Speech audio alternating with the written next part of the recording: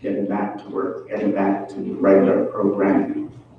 And so the day after the happiest week of the year becomes the lousiest day of the year. And it is a fact that many psychologists, psychoanalysts, psychiatrists have recognized it is time today. So they have to cope with the crash of the emotions. But I guess believers like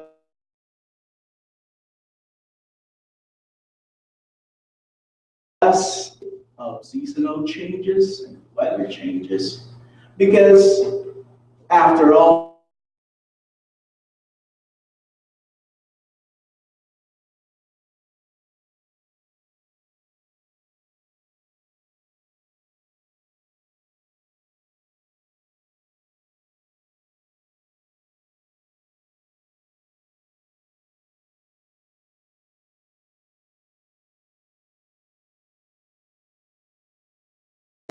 perspective then must be looked at if the Lord give us this new year for us to spend serving.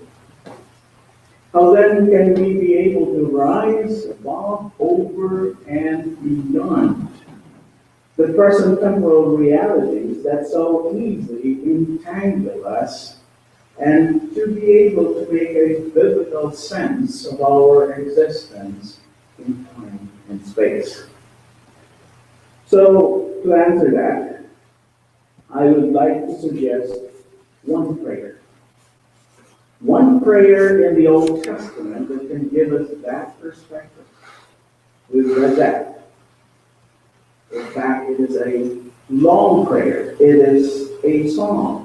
It is also set into music, the tune of it we have no idea now because it wasn't preserved. But it is the oldest psalm written by Moses. So please open your Bibles with you. If you don't have one right now, there should be a pulpit or a pew Bible in front of you. Take it, open that Bible to Psalm 190. So put your finger on it. The rest of the verses, we will not flip the Bibles, but I'll flash that in the screen. Everything that we need to read is in front of us. Open the Bible, put it in front of you, open it, and we'll study this together. So in verse 12, we read the gist of this prayer. The prayer of an old man. The prayer of Moses, the oldest son. So teach us to number our days, that we may gain a heart of wisdom. Let us pause for a quick moment. Let us pray. Our Father, open our eyes that we may see wondrous things you alone. And do, Lord, teach us to number our days that we may gain wisdom in our hearts. In Jesus Christ's name we pray. This is one of the most beautiful prayers in the Bible. A beautifully worded prayer. But then again, it's not just mere reference, because it carries a lot of weight in it. Not because of its grammatical or linguistic value, but let me tell you, the Hebrew is much more beautiful. But because of the very heart of this prayer. So we ask the question then, how can this prayer help us to frame our sense of purpose in our existence, in our specific time and space? So I have two main points in our study this morning. First, I'd like us to understand this prayer by way of its context. I want to look at first the context of the prayer. What made Moses pray this prayer? And the second point, I'd like us to look at the main contents of this prayer, which speaks about the context as well. So, what is the context of the prayer? How can we even pray ourselves and choose the words that we pray? Now, Beautiful as it may seem to be, and it is, the prayer of teach us to number our days is actually not an easy prayer to pray. No one can pray that unless one can enter into the very context of Moses. Because first of all, one should enter into the sanctuary of God first to understand where Moses is coming from when he prayed, teach us to number our days. You see, there's no other way to look at the world. There's no other way to look at our reality, the reality in front of us, other than through the lenses of the Almighty. There's no principle of interpretation of the world and reality except the principle of interpretation of the Bible interpreting the world. You know Asa, and we are familiar with Psalm 73, a good example of the kind of conflict and struggle someone like Asa wants to, make a sense of what's going on in this world. On the one hand, we see God as a God of justice, as a God who hates evil and sin, and he renders justice to those who are guilty and delivers the oppressed. But the reality that he sees, Asa cannot just simply reconcile what's going on, because what he sees is quite the opposite. Asa is seeing the wicked prosper. Asa is seeing bad men even becoming more successful. And so we read, he comes to this conclusion.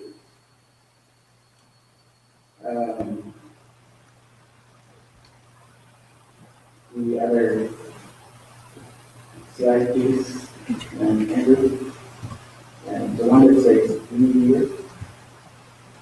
This is last Sunday. Sorry about that. This is last Sunday.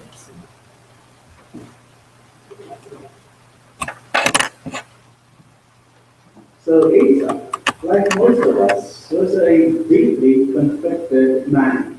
Simply because he cannot reconcile the fact that, bad things happen to good people. So that's an entirely new sermon in itself that I'm not preaching about. That's what Psalm 73 is. But then, what gave him a sense of understanding of what's going on in the world that seemingly is out of control? One thing. So, when we go to Psalm 73, 16 to 17, when I tried to understand all of this, it was oppressive to me. It was distressing me. It was giving me a lot of stress. But he did this thing. Till I entered into the sanctuary of God, then I understood there, as the wicked, I know that. When he entered into the presence of God, when he took upon the perspective of the Almighty, looking at reality from the lenses of the majesty, then alone was he able to understand. And so Moses is in the same boat. Moses was only able to speak and pray this prayer. We cannot say any word of this prayer that Moses said until and unless God makes us to enter into his presence. And that he himself, that is God, will choose to reveal to us such knowledge of the holy. It sounds similar to the experience of Peter. Peter was only able to make that confession of Jesus, thou art the Son of the living God, not on the basis of his biblical knowledge, not on the basis of the fact that he was brought up as a faithful Jew in the biblical scriptures. Jesus said is one thing. Man, flesh did not reveal it to you. It is God my Father who has put it in your heart to confess me. So in the same manner, Moses can only say, teach us to number our days, because he had been in the sanctuary of God. Why? Why is it difficult or not natural for someone to say to God, to pray to Him, teach us? Because that's not who we are. We don't have a heart that is naturally prayerful, asking God to teach us. Because man in his fallen nature would no longer listen to God. We have lost that capability of listening to Him, much less asking for instruction or to be taught by God Himself. Why? Because the very first sin of Adam and Eve was disobedience, yes. But it was a sin of what? Not listening to God. And so we inherited that deafness from our first parents. We are more to say to God, to teach God, to, God, listen to me, rather than, Lord, I'm listening, teach us to number our days. So that's why, when we really understand where Moses is coming from, it does not appear really as easy as it sounds to say, teach us to number our days. Because we want to teach God, rather than wanting Him to teach us. In Psalm 50, 16 to 17, we read, but to the wicked God says, what right have you to declare my statutes, or take my covenant in your mouth? Verse 17, seeing you hate instruction, and cast my words behind you. Nobody really likes to be taught, and that's by necessity. You can't work without an education, so we are forced to take courses, finish a degree, but all students have the same kind of feeling. Summer is here, school's out, wow! The favorite part of learning is recess, PA days, holidays, and vacation, and summer vacation. About those times when you're actually in classroom learning. We don't need to be surprised about this, because that's what human nature is. So, when Moses said, teach us, that is actually an honest cry for help. It is an admission that he is spiritually ignorant. You don't say something, teach me of something I already know of, isn't it? So, in a sense, we see why we need to understand Moses is coming from a point in which he had entered into the sanctuary of God. For him to say, teach us, means an admission of ignorance as a weakness that requires one thing, a lot of humility. No one, man, a kind of alpha kind of image projection, and I am included in that. You've been traveling, most of you. I don't like to ask for directions. I know this way, I know that way. So, one of the things that drivers don't like are backseat drivers. And we get lost. Even our GPS sometimes doesn't work if it doesn't help us. What's the difficulty of this things asking help? We're too proud to ask help. We're too independent-minded, yes. So one who has been humbled before the Lord can only truly cry out and pray, teach us. Teach us, O God, to listen to your instruction, to listen to your voice. And that's why this prayer can only be prayed by someone who is born again. Someone who is a new man. Someone who is a true believer. But someone, by nature, will not say to God, teach us to number our days. In fact, the things that people bring before God would be more of a long list of things.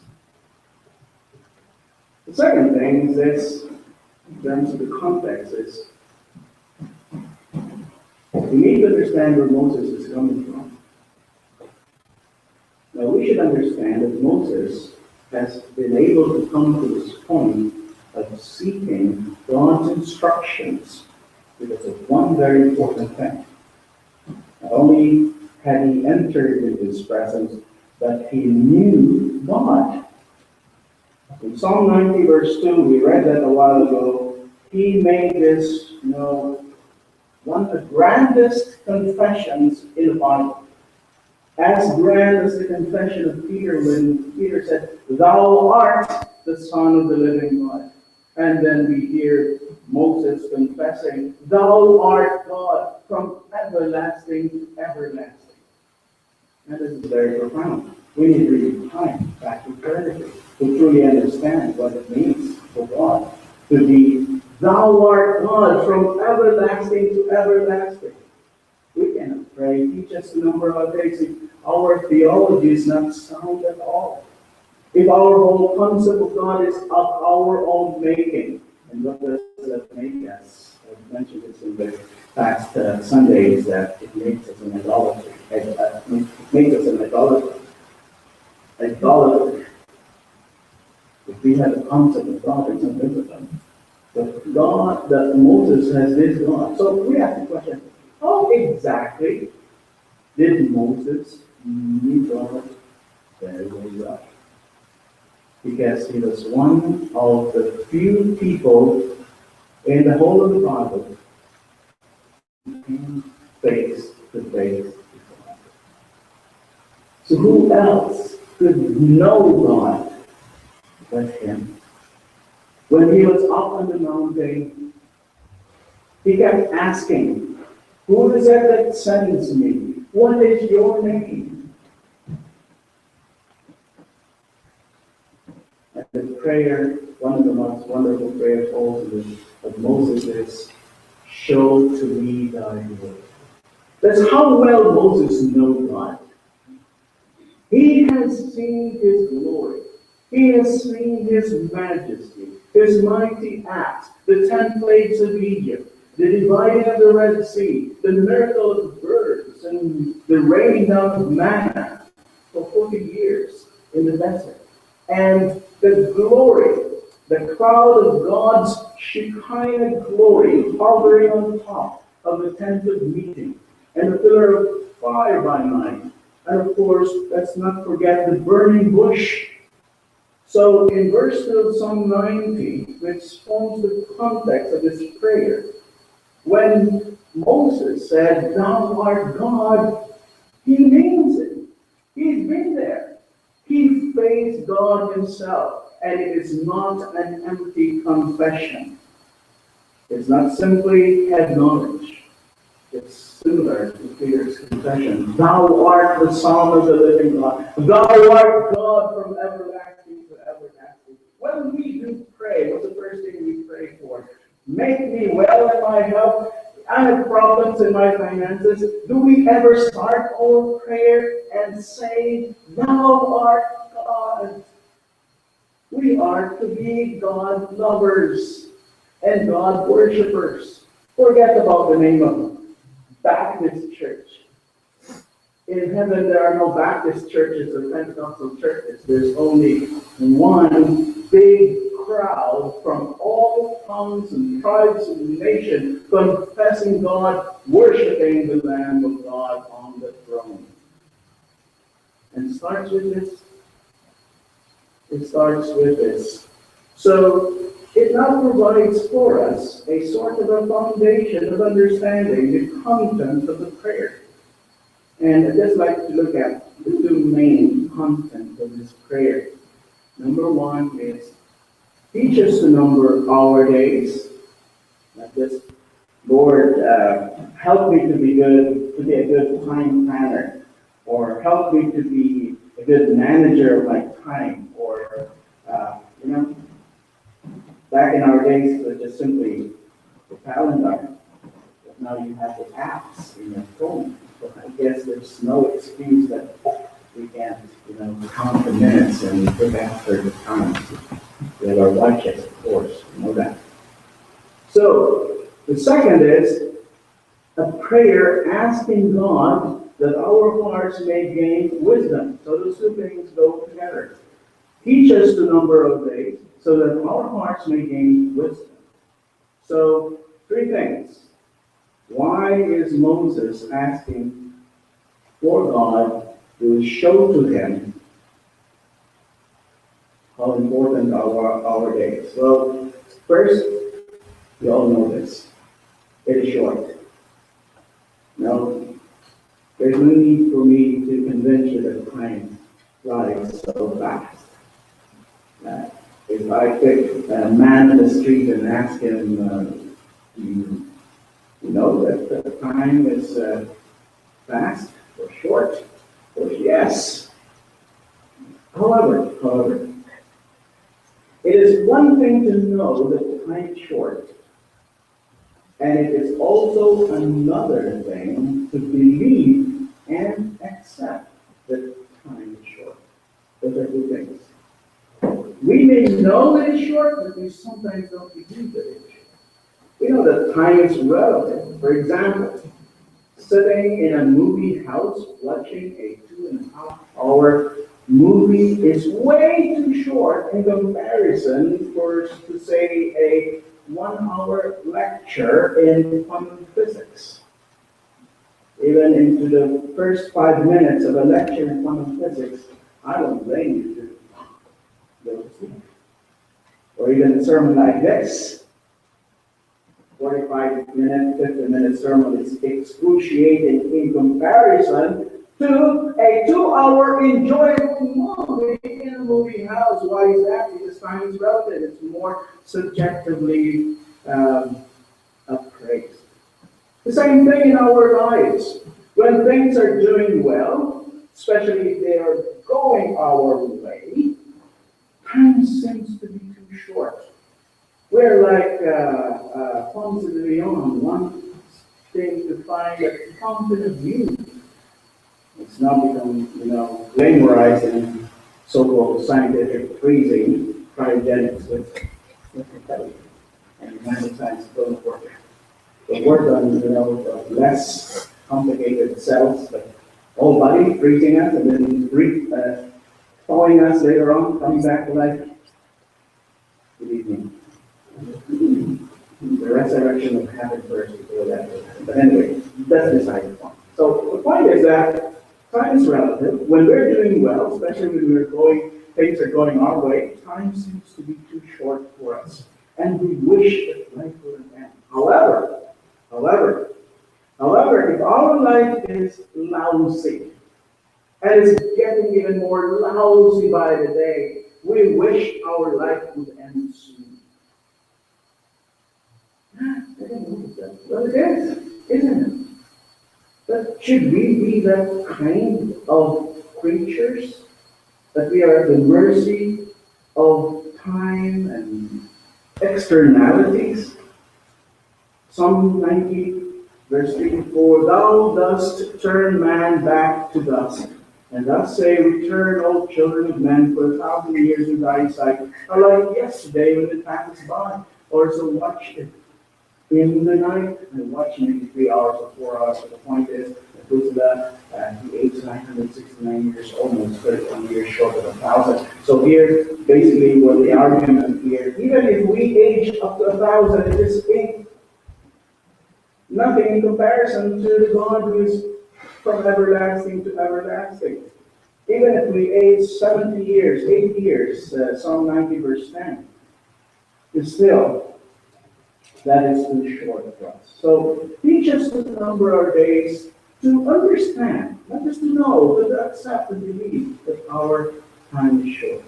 Secondly, teach us the number of days because it is precious. Not only should we know that it is a short one, we've got only one of it. We've got only one life. Psalm 90, verse 10, For soon it is gone and we fly away. I am amazed that people age into the 80s and 90s and 100s. I'm just simply amazed. Because I know my genetical history. We don't really, in our side of the family, live more than 80. 7. But the point is, we have only one life to live. It is precious. Before, when the military was, there was conscription, this is forced service in the military in the United States. It's no longer like that today. But back in the days, especially in the first two world wars, the Department of Defense, the Directive 1315, what it says, it's the sole survivor policy. So if you're the remaining male member of the family, and all of your brothers and fathers are dead, you're not supposed to get killed in battle, and the army is obligated to, take you out of the fighting if you're already in the field and save you for your future generation. That's what is called the sole survivor policy. Yes, I think watch the movie Saving Private Ryan, which is based on this dynamic. Just for us to understand what it means for one person, right? To them. So teach us to number our days. Not just because it is short, it is precious, and there's one thing. It is not ours to begin with. We are living in borrowed time. Yeah, I guess we do know those things, but I guess, like I said, knowing and believing and accepting are different things. Psalm 90, verse 2, before the mountains are born, or didst give birth to the earth and the world, even from everlasting to everlasting, thou art God. The mountain formation, the dynamics of it is not done by a simple wave of the wand, and that's how God creates, like a magician. No. He didn't create, yes, that's true, from nothing, instantaneously. But his creation process is dynamic. We were not created instantaneously. God created first the earth, and from out of the earth he formed us, and then he breathed life into our nostrils. So it's a process. The same thing with mountains. So, mountain formation, right along my alley. We call that orogeny, part of mountain formation or geomorphology. So if you talk about how mountains are formed, we think of colliding tectonic plates, and we talk about dynamic volcanism and all of these things. It involves forces that we have no idea of how to measure because it's in the millions of tons and PSI and whatnot. So when we look at the mountain, it's the same mountain. And how familiar was Moses with mountains? Mount Horeb, Mount Sinai. And mountain has always been a symbol of stability, strength. It's heavy. No one has really taken, a mountain and put it in the weight scale, how much it weighs. So this is the whole idea of a God who created the universe. So he did not only create us, he didn't only create the things we see and we don't see. He created eternity. He created time. And because he created time and it has been given to us, what does that mean? Nothing at all that we have is ours to begin with. Our time is his. So when we pray, teach us to number our days, we are in effect saying, and Moses is saying, that teach us to take care of the time that is yours in the first place, and teach us how to put your time back into your service and to serve your purposes. Which leads me to one important principle of the use of time, which is the principle of the Sabbath. Now, I'm not a 7-day Sabbatarian, but I am a Sabbatarian. Because the principle of giving back the time to God is rooted in His commandment. In the first place, how many days do we have in a week? 7 days a week. How much is God asking us to give back to Him? 7%. 1 day out of 7. That's the principle. Now, if we want to take the whole time to ourselves, what does that mean? We are robbing God. We are robbing God in so many ways. We are robbing God of His honor, of His substance, even of His time. So this is really nothing to do with conscience at all. This is something to do with the whole understanding and knowledge. Thou art God. When we start there, everything about lesser things will fall into place. So the principle of giving a portion back to God, even time, is rooted in His prayer. Teach us to number our days. Teach us to give back the time to you. You know, I'm not picking on you students in particular. Just take these words as a word of a big brother or maybe a father. But you see, I have got a lot of questions of those who take God's time on Sunday to do schoolwork. Like I said, I'm not picking on you. And take this as a friendly, brotherly, sharing from me speak. Because I've been a student myself. In fact, I may have probably been studying for almost 30 years in my life. And how it is to be a student. Okay, I may have been from a school that's not up to worldly standards, but let me tell you, subject matter, thermodynamics, quantum physics, they're all the same worldwide. It's universal knowledge. I don't believe in a difficult subject. The only thing I believe is in a difficult teacher. There are teachers who have big egos who come to class, blasting the class with all of his, highfalutin knowledge just to impress upon students how good he is. I've had professors like that. And they're not there to teach. That's why when one of my sons wanted to come into the teaching profession, this is one thing that I told him. To become a better teacher is at the end of the semester, your students can teach you back. And even in the Bible, in my own teaching, I want to do this as my own personal ambition. That you will teach me back. You will take those verses that we've been studying and show to me things that I have not looked into much more than you were able to. That is what teaching is all about. But be that as it may, studying is always time-consuming. I can't remember how many theses and papers I've written, collaborative projects that I've done, field work that I've done. But let me tell you, I never missed one Sunday, and I was already a Christian. Because in my heart, the principle is that is not my time, I have to give it back to Him. And I graduated. And I graduated. And I graduated. And I graduated. Well, I have to confess, there was only one thing in which I wasn't really been able to come to a morning service, because the military training that I have to from Paul to the faith was on Sunday morning. But it was good that the church had a vesper service. So right after the military training in the morning, for 1 full or 2 full semesters, I had to run quickly back to church in the afternoon. But the whole point is, Sunday, on the principle of the Sabbath, this is not your time, my time, this is God's time. Let's give it back to Him. In fact, we have to give back everything. Our love, our ambition, our cares, our abilities.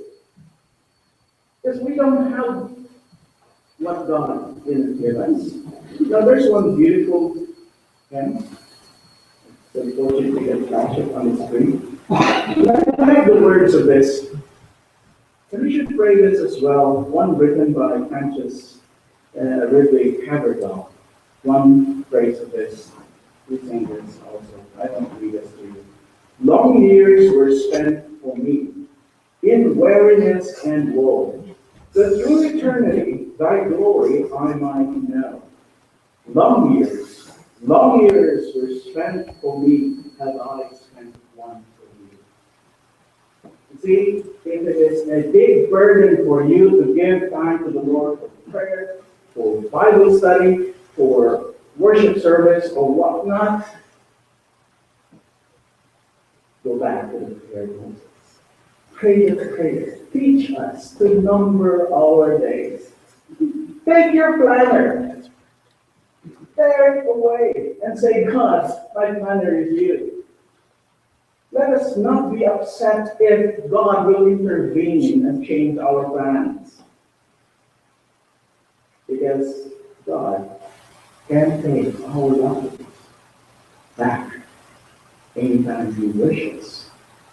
Yes, when our lives exist. Second prayer is that our hearts may gain wisdom. When someone is face to face with God, someone has seen His majesty, someone who has seen God's glory, someone who has seen God's great acts. This is one of the most beautiful things that one can come to a conclusion of his knowledge of God. And this is wisdom. You know, we can talk about wisdom, about fear, knowledge of God, and all those things. That is the book of Proverbs. That is other books. But wisdom here specifically has something to do with a completion as well. Right? At the very beginning, Moses said in verse 1, "You have been our dwelling place in all generations." Okay, let's pause for a few minutes and try to process that.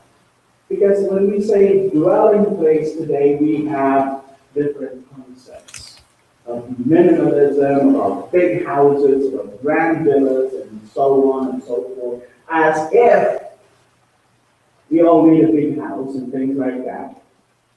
But I don't really mind living in a big house, but that's what I want really. And all I need at the end of the day is probably a small, neat container that will be enough for my ashes. That my home is not here. Our home is not here. But it's very interesting. When Moses said that you have been our dwelling place in all generations, it's hard to process. Because how can Moses say that? It is like listening to a homeless man, all smiles, telling you, I have been in the most beautiful dwelling place. Where? I don't see anything here around you. It's all the streets. But then living in the street, that's your dwelling place is. Similarly, that's how Moses was. Because, the word Hebrew comes from the Greek and from the Hebrew, meaning a nomad. A nomad is someone who is always on the go. The dwellings are tents. They're not the kind of camping tents that you're familiar with. They're big tents. They're dwelling places at their home. They live in it for a few months, few weeks, a few days, and then they, fold it up and then carry it and move again to another place where there's a water source and so on and so forth. And Moses is very familiar with this kind of living. He had no permanent address. They were, in fact, doing that for 40 years, a good one generation. So we're scratching our head. Moses was living a nomadic life, most of his adult life, and he was saying that you have been our dwelling place. When you speak of God in our home, it's not just Linus security blanket or Linus, some of the characters. You have to carry a security blanket. But this is a sense of security, but actual security. Because when Moses said, "You have been our dwelling place," he meant it. Imagine the danger of being out of the kingdom of Egypt. In Egypt, they were suffering. They were oppressed, yes. But they didn't realize that in the confines of the kingdom of Egypt, they were actually protected by the Pharaoh from external enemies. So actually that's the reason why they thrived and they became many and they multiplied.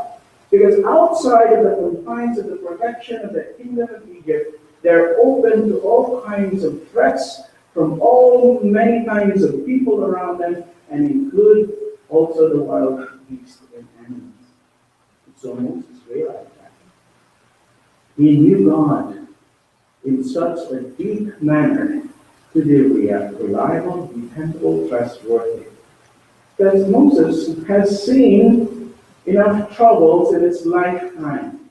But we may say ourselves, oh, I have had a lot of troubles myself. Let's not try to make comparisons to Moses. Probably one of the few people that make comparisons with what he went through. John 14, verse 1, where a man is born of woman is of a few days and full of trouble. Yet all through those troubles that Moses went through, he was able to say, "You are our dwelling place." This is wisdom. Teach us to number our days that we may gain a heart of wisdom, to know you well enough to say that whatever trouble comes my way, you have always been my shelter, my dwelling place. Is God our dwelling place right now? Do we feel insecure? What kind of security are we looking for? Alarm systems? Insurance policies? No. God alone provides that eternal security and dwelling place.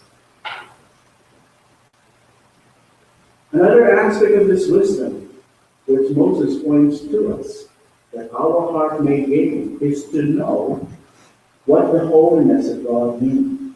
Now we know holy, Holy Spirit, but exactly how do we understand holiness of God? Well, we should understand it in a biblical way, that is separate from sinners.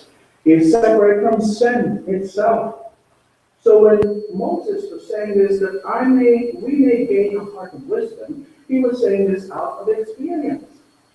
Because in his lifetime, he was face to face with all sorts and kinds of sins in the people of God. Imagine all the complaining of the people of God that he has to listen to almost on a daily basis.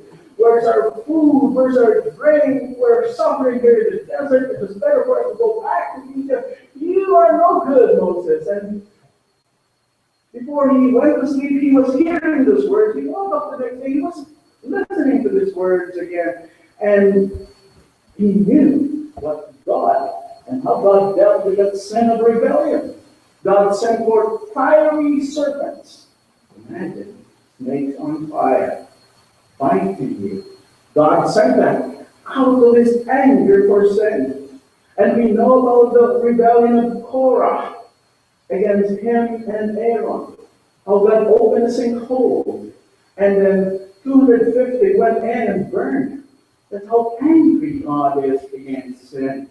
And imagine also the kind of rebellion that the people of God did against his leadership, Moses' leadership, when they, you know about the story of the alternative God they made, a golden calf. And the one biggest rebellion that they did was, and Moses has put up with it, they were given the Ten Commandments. And even that, they rejected God. They rejected the Ten Commandments. And so Moses is very well aware of what holiness means. That God is angry. It's only sometimes say, God is angry with us. Only what we did. Turn the Bible to Psalm 7, verse 11. Tell me after you read those words, if that kind of an opinion really is what the word of God says. Just as far as I can say, in my translation, which is NLT, it says Psalm 7, verse 11. God is an honest God.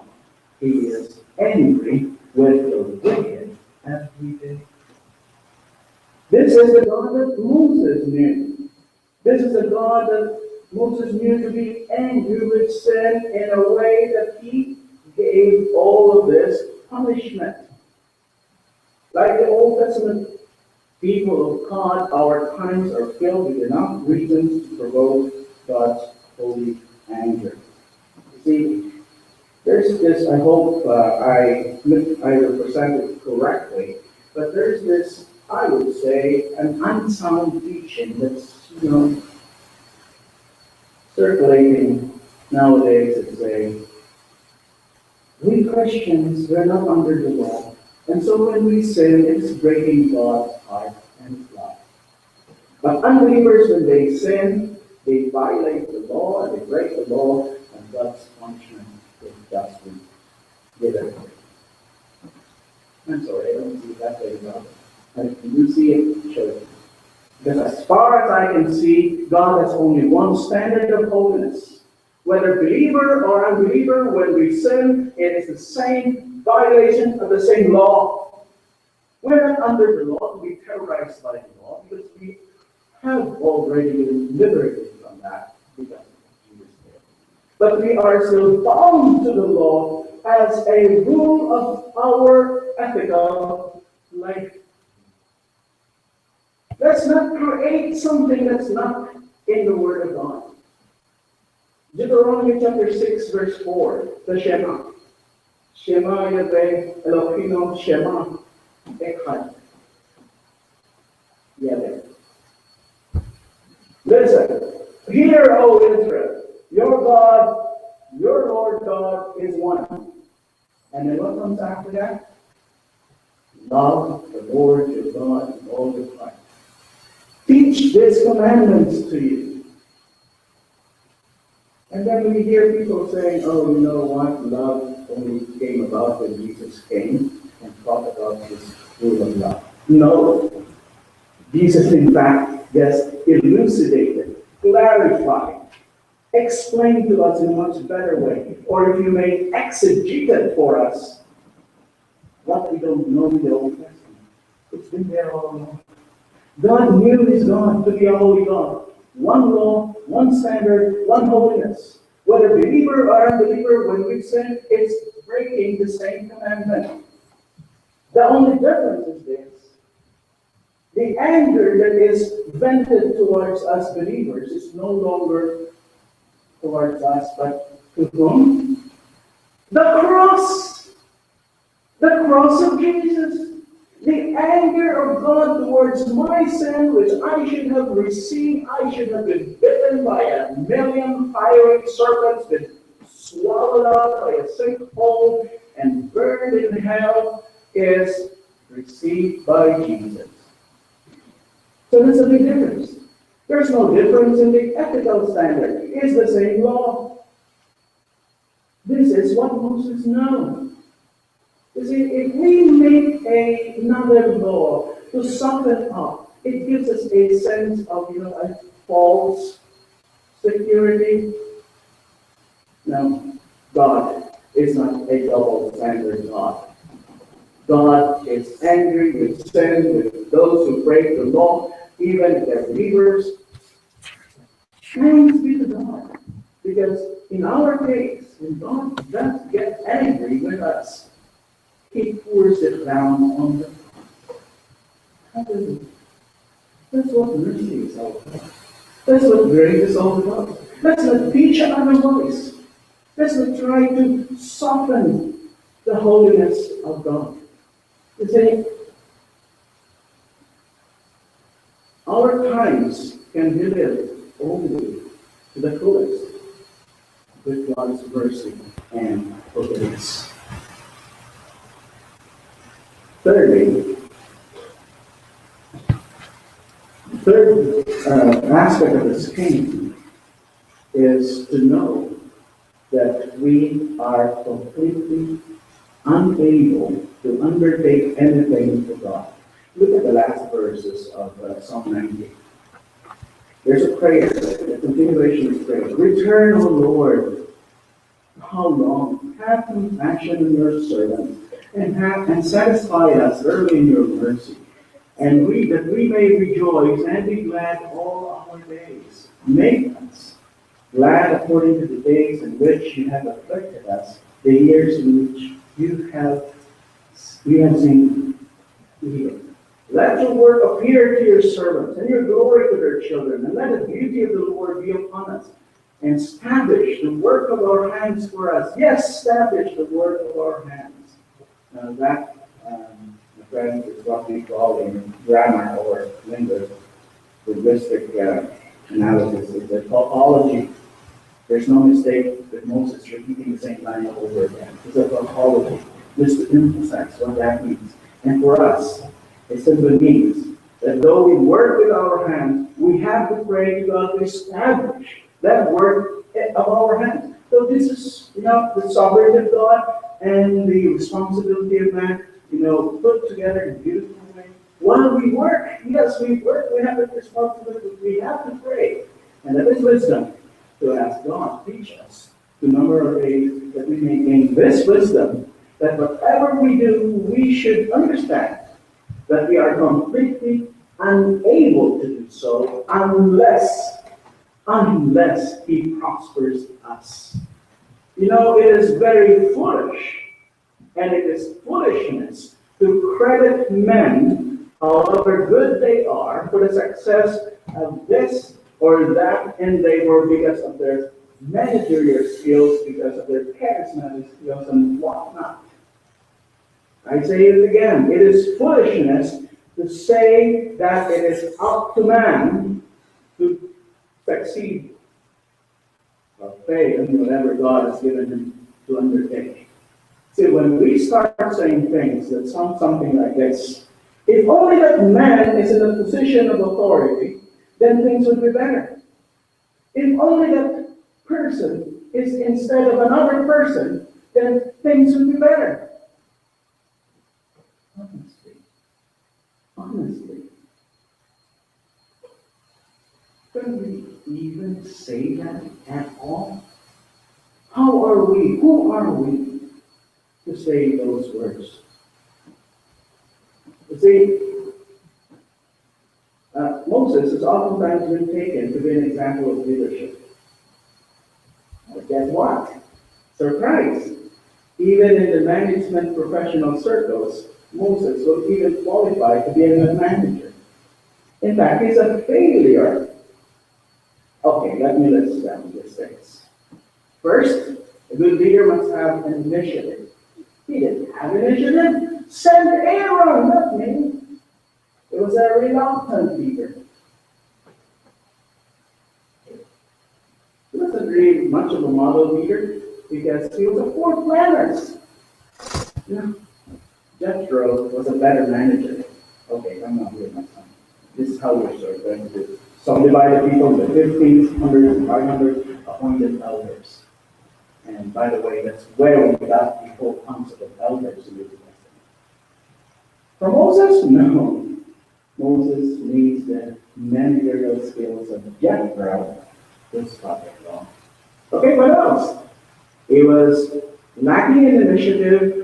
He was a poor planner, and he had no good organizational manager skills. Oh, yes, he had a bad temper. He killed an Egyptian out of passionate anger. Well, he may have been right, but he overdid himself. He was so angry at the rebellion of God's people that instead of speaking to the rock, he struck it. And it cost him a ticket across the river of Jordan. And of course, the most intense show of the bad temper was coming down from Mount Horeb or Mount Sinai with those two tablets of stones and seeing the golden God. And he was so mad that he smashed those stones. Speak about a person with a bad temper. You see, most of all, he failed to lead the people to cross over the Jordan. He was only able to see Canaan from afar. He was not part of the crossing party. It was given to the two, Caleb and Joshua. He was a failed leader. His leadership was not accepted or appreciated by his people. But yet we see in the title, Moses is a man of God. So why is that? Why is that? Well, the one reason is because God was with him. You see, we don't need to edit Moses. We don't need to Photoshop Moses so that he will look nice. We don't need to sanitize Moses' character so that he will smell nice. Because the Bible doesn't do that. The Bible tells us all. It shows men who receive favor, not because of who they are, not because they were good and nice people to begin with, but because of God's favor alone. See, when we look at Moses and all those people, they were not nice people to begin with. Same with us. Only way we are probably nice because of Christ. But the Bible tells it all. The imperfection, warts and all. Why? So that God's strength is even made more manifest in His weakness. So that at any time, at the end of the day, we will not take credit for whatever success we have all the time. The prayer of Moses teaches the number of days so that our heart will gain a wisdom that knows that however much we labor, you have established the work of our hands. Let it be our prayer for this year. Lord, we can do so much programming and planning. We can do so much of all these activities. But the point is, if God is not with us, you see, if He is not, again, the person we think to be, the persons we think to be, it's not us to judge, really. I remember a old Chinese proverb. A crooked stick can draw string. A horrible manager can actually do good things as well.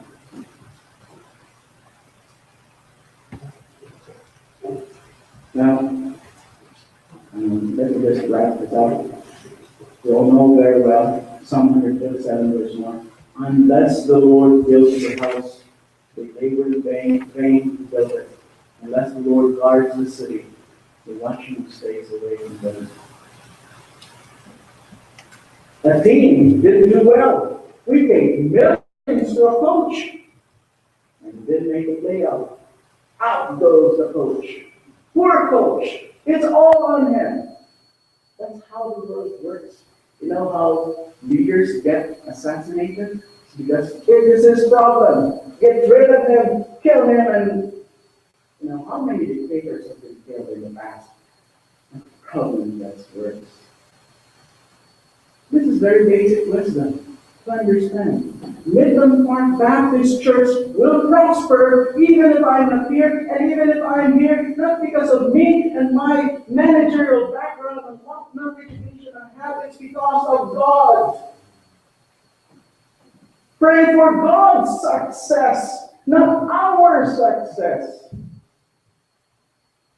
Teach us to number our days so that God, when we gain the wisdom, gets all the glory. Thank you for staying with me this far. I know I'm almost an hour, but take this as a tip to God. We're tipping God an extra time for Him. Let me finish this by way of application. 3 points of application. As we enter into this new year, when we pray this kind of prayer, we should all have, first of all, a teachable heart. We can pray this kind of prayer if you don't have a teachable heart. How old was Moses when he prayed this? Very old. Maybe he was just a couple of years away from dying. So let me just say this. No one is too old to learn or too late to learn. Moses prayed this prayer with probably 2 years left in him. Let me tell you again another story. Sorry, grant me another few minutes. Story of my grandfather. Because of the Second World War, the careers or the studies of my grandfather was rudely interrupted, so to speak. So after the war, he had married, he had children, he already had a grandchild. He was 50 years old, but he continued on studying and finished his bachelor's degree in law. the time his classmates were almost at his age. Because of his mentality, he doesn't stop learning. And I think believers, we're called disciples, or nothing-based learners or disciples or students the rest of our lives. And we shouldn't stop learning. And what comes with it, the kind of wisdom, is a teachable heart. Only a teachable heart is a prayerful heart. Because in a sense, every prayer is a lesson in many ways, a lesson in patience, a lesson in humility, a lesson in helplessness, a lesson in dependence. And to pray this prayer for this year or 3 years to come, to have a wise heart. You know, I've always been hearing this in a eulogies, for example, he lived a fulfilled life. Exactly, what does living a fulfilled life really mean? If we just stop and process it, it's not easy to answer. This guy who just passed away lived a fulfilled life. Well, let me tell you what a fulfilled life is. A fulfilled life is a life lived in growing wisdom in the Lord. When Solomon was to take upon the responsibility of being the king, he knows very much wisdom is needed. So he asked God, God, give me wisdom to rule your people. But he was only good as far as he stuck to that wisdom. The moment he abandoned that wisdom and went after foreign gods, the god of his wives, what happened? He forgot the Lord, he turned away from the Lord. So it's the same thing with us. Once we stop learning, once we stop growing in wisdom, we can suffer what I may call the Solomonic syndrome. A heart with a sense of urgency. You know this, we're living in large times. Our times are in God's hands. Who knows when God will take us? In closing, I'd just like to read one passage of Hebrews, which to me covers what we just said. Hebrews chapter 3, 12 and following. Beware, brethren, lest there be any of you an evil heart of unbelief, in departing from the living God, but exhort one another daily while it is today, lest any of you be hardened through the deceitfulness of sin. For we have become partakers of Christ, and behold, the beginning of our confidence, steadfast to the end. One said, today, if you will hear his voice, do not harden your hearts as in the rebellion. And that is the rebellion. Our Heavenly Father, we thank you for everything that we have enjoyed.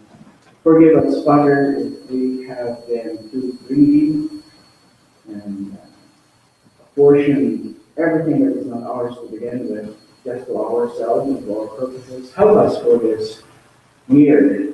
We have given, Lord, this last year, but we haven't really given enough to you, Lord, of our money, of our time, of our resources, of our energies, our talents, and gifts, and wholeness. So teach us, O God, to number our days, how important it is. Give it back to you and worship you. And so help us, Lord, to gain the wisdom, knowing who you are, and thanking you, Lord, because in every time, and in every way, true, rough, and thin, and thick, you are our dwelling place. Thank you. In the name of the Lord Jesus Christ.